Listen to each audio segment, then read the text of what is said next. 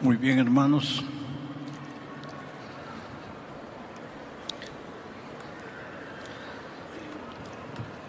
Vamos a inclinar el rostro para pedir la dirección de Dios. Padre amado que estás en los cielos, queremos alabar tu nombre una vez más. Ya hemos cantado, ya hemos oído cantar. Ahora abrimos nuestro corazón. Suplicamos que tu Espíritu Santo haga la obra que tiene que hacer, que sabe hacer. Preparar nuestra mente, iluminar nuestro entendimiento, de manera que tu palabra, cayendo en tierra buena, produzca frutos para vida eterna. Eres grande, oh Dios, eres todopoderoso, soberano, pero al mismo tiempo eres un Padre de amor, de misericordia, de gracia. Esta mañana estamos aquí reunidos, reconociendo tu poder, y suplicamos que nos hables a través de un instrumento humano, pero que la palabra de Dios sea abierta y tu mensaje llegue claro a nuestra vida.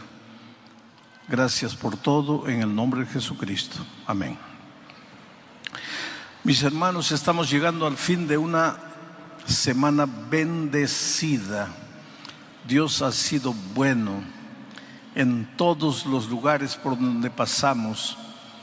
La gente con hambre de la palabra de Dios, deseosa de escuchar hablar del Señor Jesús, ha llenado estadios, ha llenado coliseos. Anoche nos sentimos un poco tristes porque había gente sufriendo afuera sin poder ingresar, sin poder entrar. En Trujillo, que fue el lugar donde más gente se reunió, había procesión, había partido de fútbol y sin embargo en el estadio no cabía una sola persona más. Lo que emociona es cómo en la hora del llamado las personas van adelante. Las personas creen en Jesús, confían en Jesús. De repente entienden la belleza del Evangelio y se entregan al Señor Jesucristo. Y en esta oportunidad no deja de ser diferente. Miren, la iglesia está completamente llena. Yo sé que hay gente que está estudiando la Biblia, que está conociendo el Evangelio. Algunos inclusive en la hora del llamado ya podrían bautizarse porque ya vienen estudiando la Biblia. Otros naturalmente esta mañana responderán al llamado, pero todavía no podrán bautizarse porque están comenzando a estudiar la Biblia. De tal manera que mi mensaje no puede ser un mensaje complicado, porque aunque hay gente que conoce mucho la Biblia, hay gente que no conoce, y tengo que tratar de alimentar más a los niños espirituales.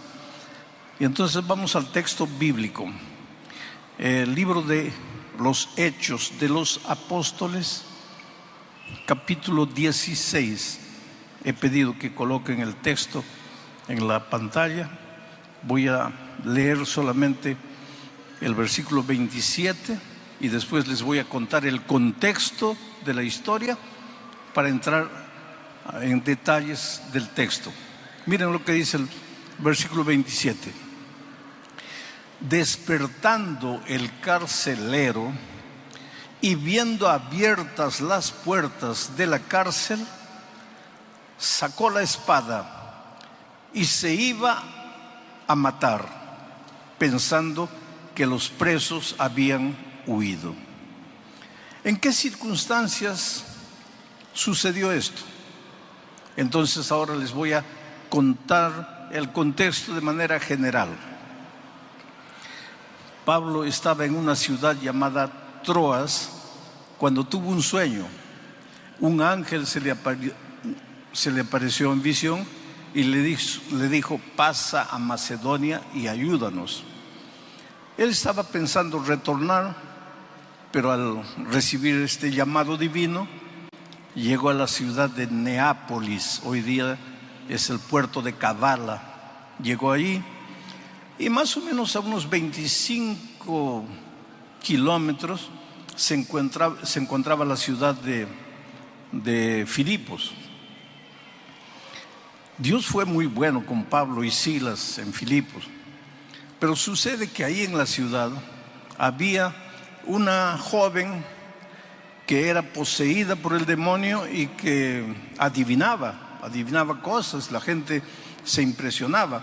Y había gente muy inteligente, muy hábil, muy así deseosa de ganar, que prácticamente lo había esclavizado.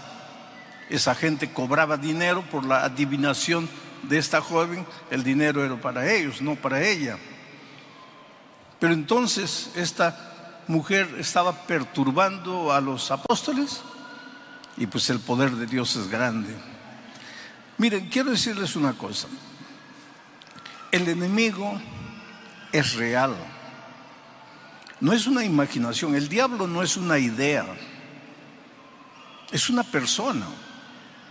Fue un ángel extraordinario. Se rebeló, siguió su camino egoísta, se apartó de Dios. Pero él vive. Y engañó a la tercera parte de los ángeles. Y hoy día, ¿qué hacen esos tantos ángeles? Se disfrazan de una cosa, de platillo volador, se disfrazan de fantasma, se disfrazan de alma penada, de condenado, de lo que ustedes crean. Pero viene a engañar, viene a seducir. Entonces con el enemigo no se juega. Ten un poco de respeto, no respeto en el sentido de reverencia, sino de temor. No entres por entrar al terreno del enemigo. Pero por otro lado, ten en cuenta que tu Dios es poderoso y que el enemigo no puede hacerte nada. No tengas miedo de atravesar por un cementerio a medianoche, porque ten miedo de los vivos, porque los muertos ya descansan. Su cuerpo está en la tierra, el soplo volvió a Dios. No hay alma penada, no hay fantasma. Todos esos son engaños que el diablo usa para seducir, para mentir, para torcer la vida de mucha gente inocente. En aquella ocasión, la mujer estaba perturbando el ministerio de Pablo y Silas, y pues con el poder de Dios, el diablo fue expulsado de la vida de esta joven. Y al ser expulsado, ella ya no podía adivinar. Y al no poder adivinar, pues ya no le servía a los que ganaban dinero con el trabajo de la niña.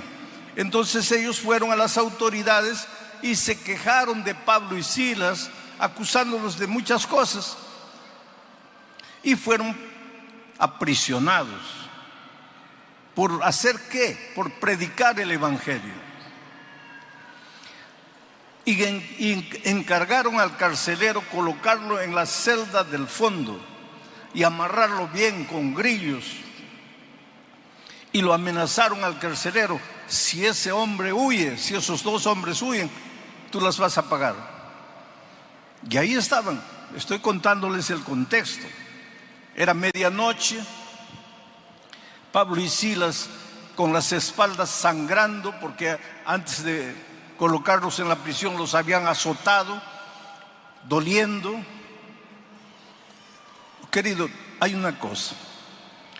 Mientras vivamos en esta tierra, mientras peregrinemos en este mundo, muchas veces nuestras espaldas van a sangrar.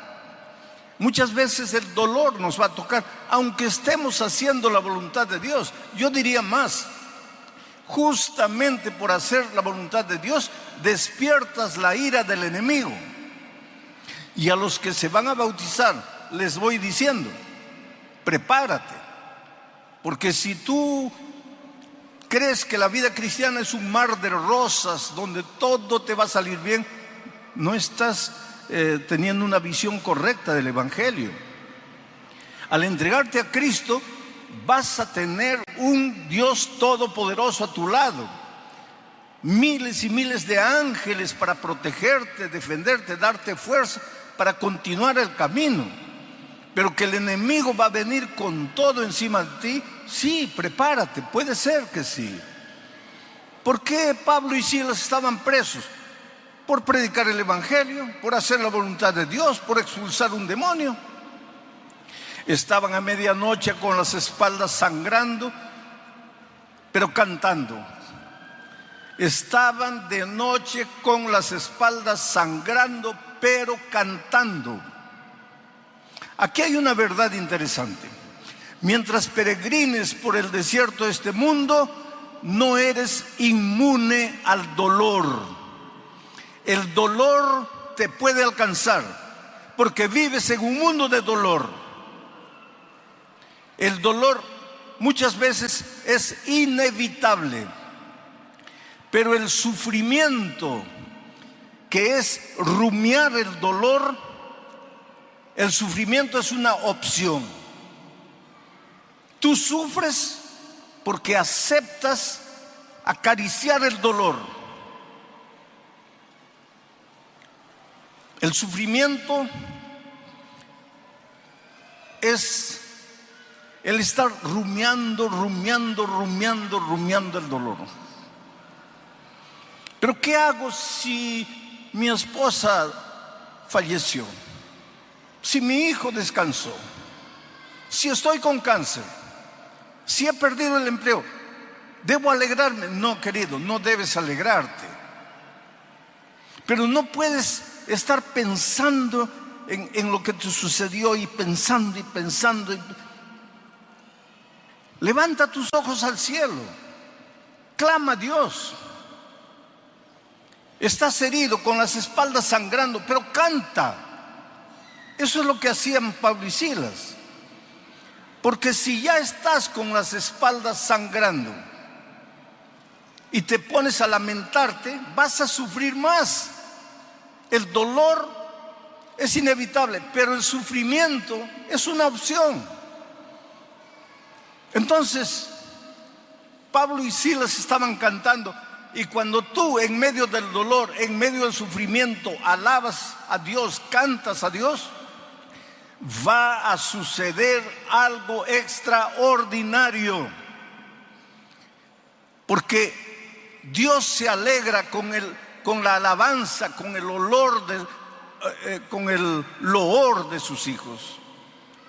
Aunque estés sufriendo, si tú cantas a Dios, si tú alabas a Dios, si tú levantas las manos al cielo y le dices: Señor, estoy sufriendo, me duele, no quisiera sufrir, pero ya que el dolor sufrió, ayúdame a alabarte en medio del dolor, va a suceder algo extraordinario. Dios no permanece inerte, no se cruza de brazos. Él es un Dios vigilante. Él conoce los detalles de tu vida. No hay nada oculto para Él. Tal vez el drama que estás viviendo lo guardas como un secreto en tu corazón y nadie sabe, pero Dios sabe. Aprende a alabar a Dios en medio del dolor, en medio de las lágrimas.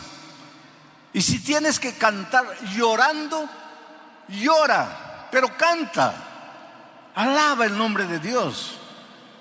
Él te ama mucho, y si permite que el dolor llegue a tu vida es porque Él tiene algún motivo que tú no entiendes hoy.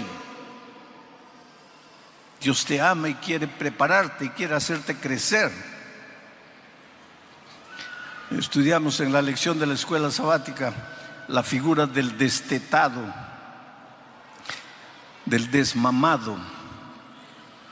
Es una figura interesante. ¿Quién sufre más cuando un nené es desmamado? ¿La mamá o el nené?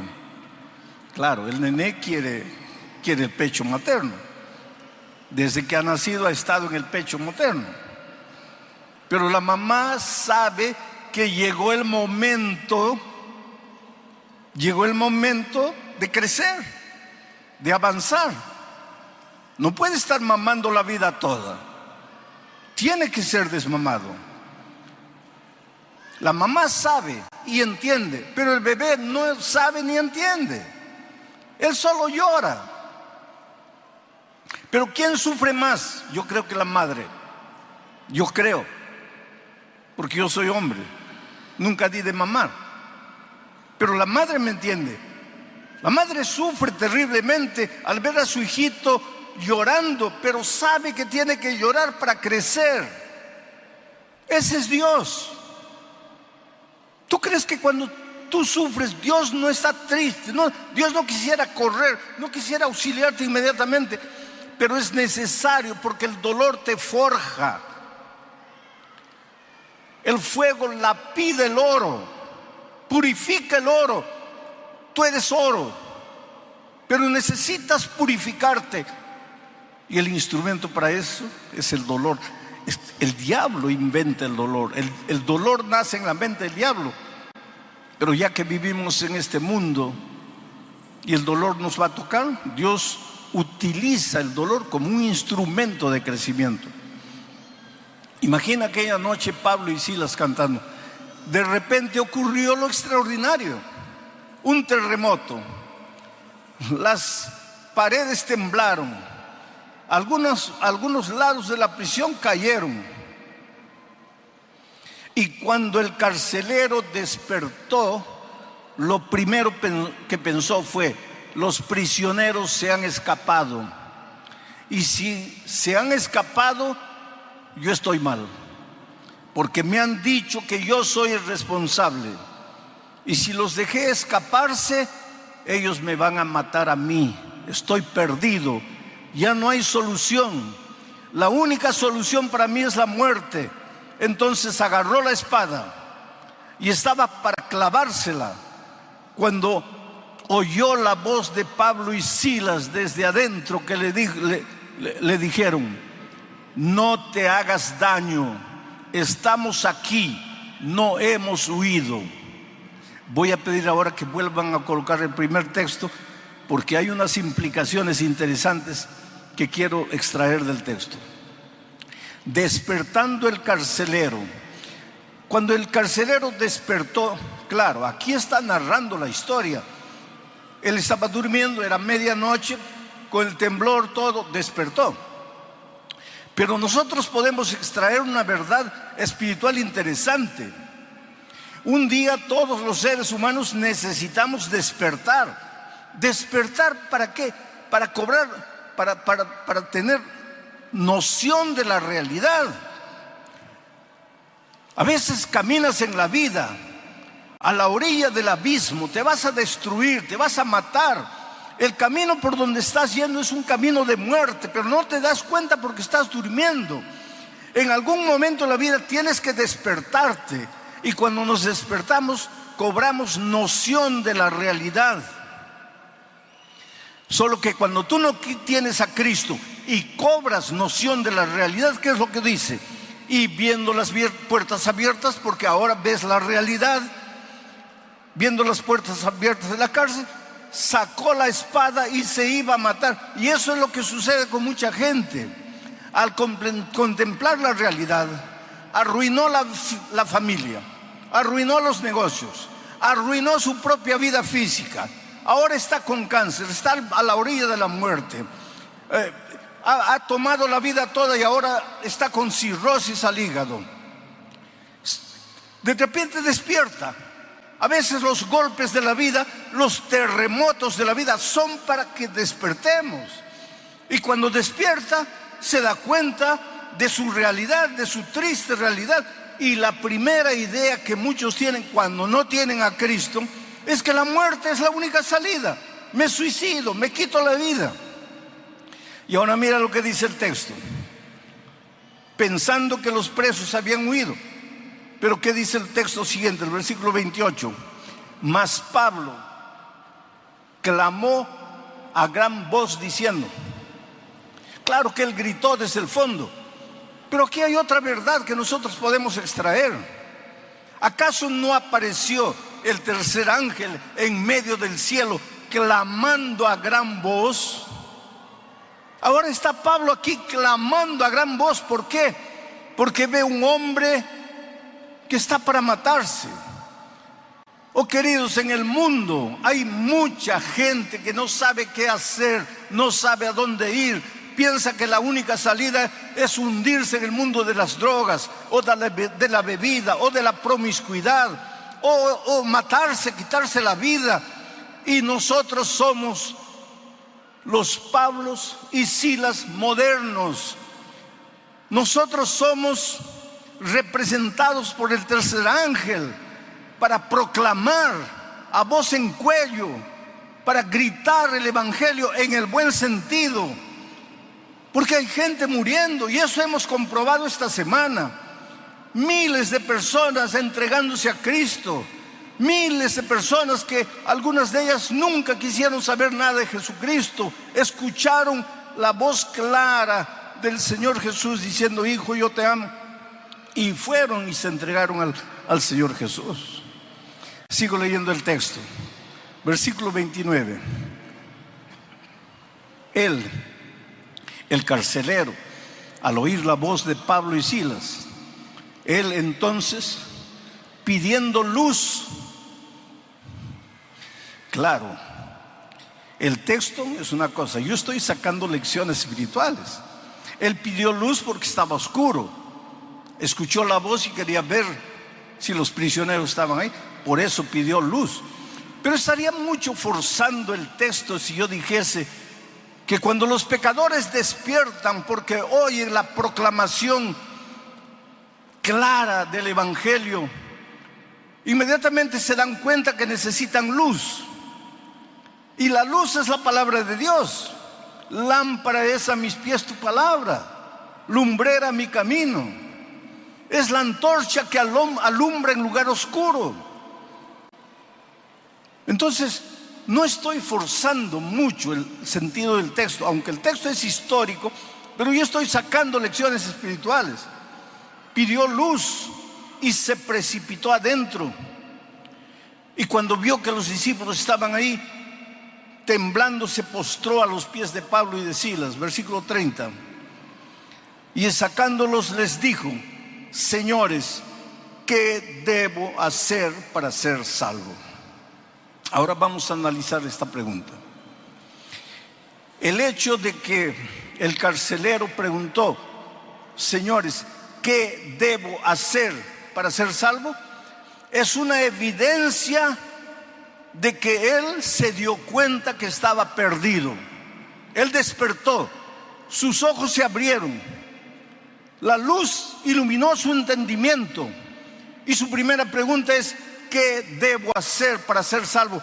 Porque se sentía perdido, era consciente de que estaba perdido. ¿Y por qué? Porque él no tenía lo que los apóstoles tenían. Porque él, delante de una situación, quiso matarse, mientras que los apóstoles, con las espaldas sangrando, delante de la condenación, alababan el nombre de Dios y cantaban. Entonces él debe haber pensado: ¿pero qué tienen ellos que son capaces de cantar en medio del dolor? ¿Y qué me falta a mí? Que con un simple terremoto ya quiero matarme. Lo cierto es que él se dio cuenta que los discípulos, los apóstoles, tenían algo que él no tenía. Miren la responsabilidad que Dios nos da. Cuando caminemos por la vida, las personas tienen que ver por nuestra manera de vivir, de ser, de hablar, de conducirnos. Tienen que entender que hay algo en nosotros que no es normal, no es humano, es de Dios. El carácter de Jesucristo tiene que reflejarse en nuestra vida de tal manera que seamos el evangelio andando, el evangelio caminando. De tal manera que las personas vengan y dicen: ¿qué tienes? Eres diferente. ¿Por qué eres así? Señores, ¿qué haré para ser salvo? Esa pregunta revela que él era consciente de que estaba perdido. Esa pregunta también revela que él no sabía cómo se podía alcanzar la salvación. Por eso preguntó: ¿qué debo hacer para ser salvo? Él era consciente de su estado de perdición y no sabía cómo alcanzar la salvación. Es interesante que el Señor Jesucristo, cuando estuvo en esta tierra, contó 3 parábolas. La parábola de la moneda perdida, la dracma perdida, que simboliza a todos los seres humanos que como una moneda están perdidos, pero no tienen conciencia de que están perdidos. Porque la monedita es una cosa, está pisoteada por los hombres, no se da cuenta porque es moneda, es cosa. Pero Jesús narró también la parábola de la oveja perdida. Y la oveja perdida simboliza a todos los que están perdidos, pero despertaron. Sus ojos fueron abiertos y se dan cuenta que están perdidos y quieren alcanzar la salvación, pero no saben cómo, no saben dónde, como la ovejita que se da cuenta que está perdida y bala, corre desesperada de un lado a otro, se da cuenta que está perdida, pero no conoce cuál es el camino que la va a llevar de vuelta a la casa. Hay mucha gente hoy día en el mundo que tiene conciencia de su estado de perdición y que quisiera hacer lo que sea para alcanzar la salvación, pero no conoce la palabra de Dios, no conoce el Evangelio. Yo estuve en un país de Europa, específicamente Portugal, en el santuario de Fátima, y vi con mis ojos gente caminando de rodillas, gente avanzando de rodillas, pero de kilómetros atrás. Las rodillas sangraban, se habían amarrado paños y la sangre atravesaba los paños y dejaba una mancha horrible en la calle, mancha de sangre. Y a medida que se acercaban del santuario, esas personas lloraban y cantaban y clamaban a Dios. Y aquello me impresionó tanto, me dolió el corazón. Esas personas son tan sinceras cuanto yo. Esas personas son tan sinceras como tú. Solo que nosotros tenemos la bendición de que nos llegó la palabra de Dios y entendemos que somos salvos por la gracia, mientras que ellos están queriendo alcanzar la salvación por el dolor, por el sacrificio, por la penitencia. Pero Jesús también contó la historia del hijo perdido. El hijo sabía que estaba perdido, conocía el camino de vuelta para casa, pero le faltaba tomar la decisión. Hay mucha gente, especialmente ahora que el Evangelio es predicado por la radio, que escucha el mensaje, entiende que está perdida, entiende inclusive el plan de la salvación, pero le falta tomar la decisión. No, mañana, no, después, no, el próximo año, no, cuando me jubile, no, cuando me gradúe, no, cuando me case, pero no toma la decisión. Es necesario tomar la decisión porque hoy es el día de buena nueva, hoy es el día de salvación. Oh querido, la salvación puede usar, el tema de la salvación puede ser usada por el diablo también para engañar. Cuando el carcelero preguntó, ¿qué debo hacer para ser salvo? Los apóstoles no le dijeron, tienes que portarte bien para ser salvo. No le dijeron, tienes que dejar de fumar o de usar drogas o de beber para ser salvo. No le dijeron, tienes que guardar el sábado para ser salvo. La vida cristiana involucra guardar el sábado. Si eres un hijo de Dios, no vas a contaminar tu cuerpo con droga, ni con bebida, ni con promiscuidad. Pero la salvación no es por eso.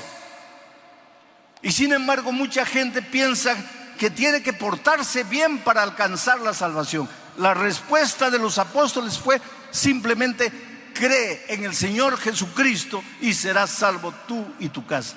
Creer. Pero el enemigo puede venir y seducirte y engañarte y hacerte creer que necesitas hacer algo para alcanzar la salvación. que la salvación es por la gracia, pero necesitas hacer algo para ayudar a la gracia. Y esa es una mentira completa. Y nosotros a veces somos muy propensos a caer en esa trampa. Por otro lado, cuando el enemigo no puede llevar a depositar la confianza de las personas en el comportamiento, en la conducta, te lleva al otro extremo, de creer que porque eres salvo por la gracia, ya no debes obedecer, ya no tienes que preocuparte con la ley de Dios, que ya no tienes que preocuparte con el sábado, ni con la salud, ni con cuidar el cuerpo. ¿Por qué? Porque eres salvo por la gracia. Y sin embargo, Pablo es claro cuando escribe a los Efesios y les dice que no somos salvos por obra, sino solamente por gracia. ¿Y por qué? Para que nadie se gloríe, para que nadie piense que le ha ayudado un poquito a Jesús para alcanzar su salvación. Tú y yo no podemos nada, no somos nada. Nuestras buenas obras, nuestras justicias son como trapo de inmundicia. Somos salvos únicamente por la gracia. Pero si hemos sido salvos por la gracia no solo es perdonadora, es transformadora. Al mismo tiempo que Jesucristo te perdona, te transforma, te hace una nueva criatura en Él, en Cristo, para que vivas una vida nueva. Ahora vas a vivir como un príncipe en el reino de Dios. Ya no eres más un pordiosero. Ahora vas a caminar en los caminos de Dios. Vas a hacer la voluntad de Dios, no para ganar un punto para tu salvación, sino porque ya has sido salvo únicamente por la gracia de Cristo. Por eso Pablo dice, no somos salvos por obras, somos salvos únicamente por la gracia de Cristo. Pero enseguida dice, pero hemos sido creados para buenas obras. Las buenas obras tienen lugar en la vida del cristiano, pero no es el papel salvador. Las buenas obras son un resultado de la salvación por la gracia. Cuando el carcelero preguntó, ¿qué debo hacer para ser salvo?, la respuesta de Pablo y Silas no fue, no te preocupes, que todos se van a salvar. Y sin embargo, inclusive en la iglesia nuestra, vez por otra aparece alguien predicando que Dios es misericordia, Dios es amor, y que un Dios amoroso jamás dejaría de salvar a sus hijos, por más que ellos hayan rechazado la gracia. A eso le llaman universalismo. Y hay inclusive ministros de esta iglesia saliendo por enseñar eso. Pero será tan difícil entender. San Juan 3:16. Porque de tal manera amó Dios, ¿a quién?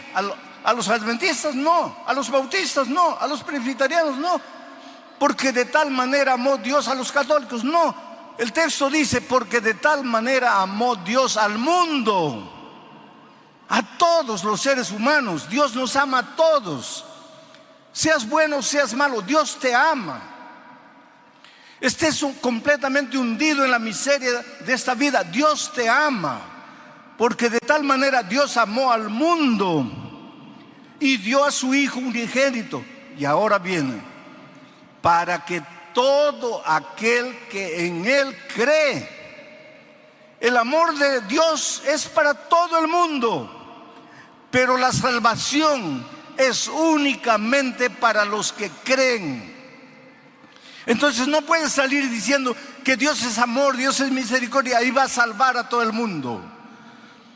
Por eso es que la Biblia es un libro de llamado.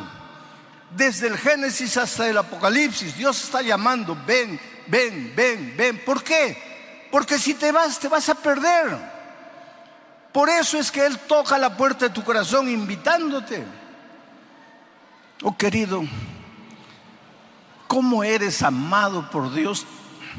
Yo siempre digo que nunca voy a entender, nunca voy a poder explicar el amor de Dios. También sería un atrevimiento. ¿Cómo explicar el amor de Dios?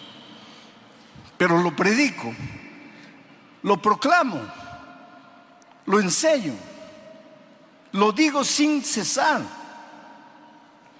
Pero en las alturas de Puno un hombre viene con una botella de aguardiente en la mano, ebrio, y llega cerca de mí y me dice: pastor, Dios puede amar a todos, pero a mí no. Yo no valgo para nada. Yo soy un hombre malo. Yo gasto todo mi dinero en bebida. Yo golpeo a mi esposa, golpeo a mis hijos. Yo no valgo para nada. ¿Cómo Dios puede amarme?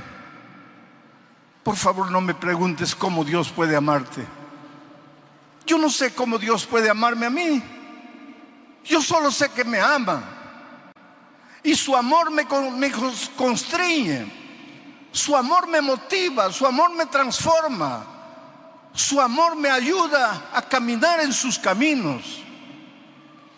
No importa quién eres. No importa cómo vives o cómo has vivido hasta aquí. ¿Qué debes hacer para ser salvo?